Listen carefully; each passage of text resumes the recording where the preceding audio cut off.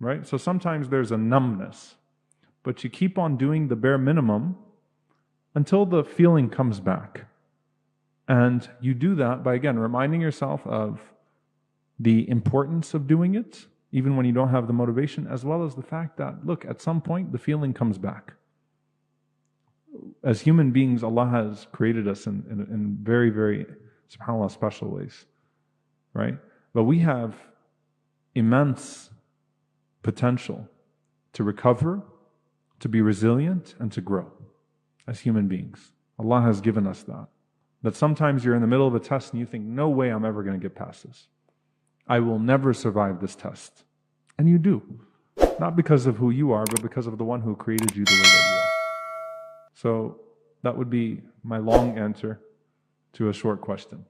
Thank you very much. Any more questions from the crowd, please? Can we have microphone over there? Thank you.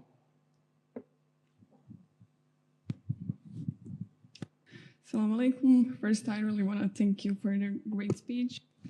My question is, let's say if you are a 2-year-old and our mom or whoever is taking that thing that's dangerous for us, how should we know if that is really why that's getting away from us, and how can we be assured that that's something that we are not supposed to chase after, or is it something that we should say, okay, that's not good for us, we should let it go, or should we say, okay, that's good for us, but it's a test and we should keep fighting? How can we differentiate between those two?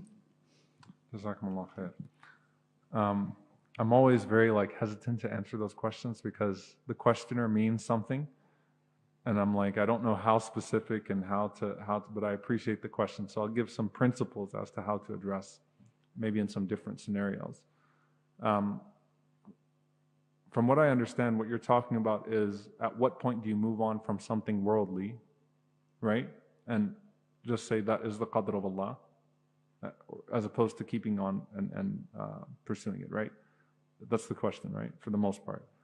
The value of istikhara, and I know that istikhara sometimes is prayed and people say, I'm going to wait for a dream. It's not the dream. The istikhara is actually, Imam al-Nawawi rahimahullah puts it very beautifully.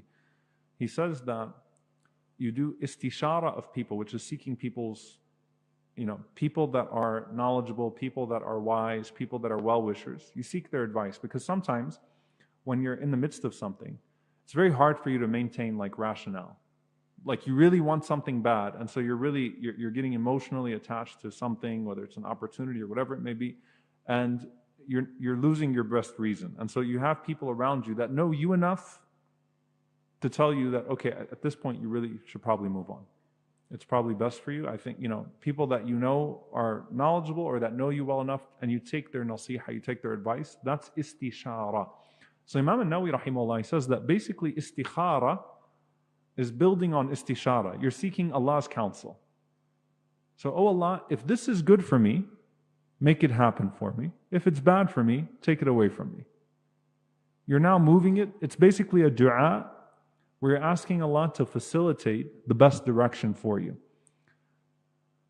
Now, when you do istikhara, you don't give up istishara. You still keep on letting people advise you, seeking advice from people and trying to make your best decision.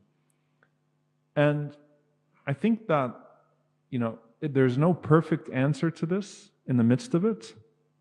But typically, when there are obstacles to something and the people that love you most are saying it's best for you to move on, then it's probably best to move on.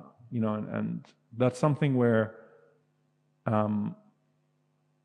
again, I've seen people give up on things way too quickly, and I've seen more often get attached to something for way too long.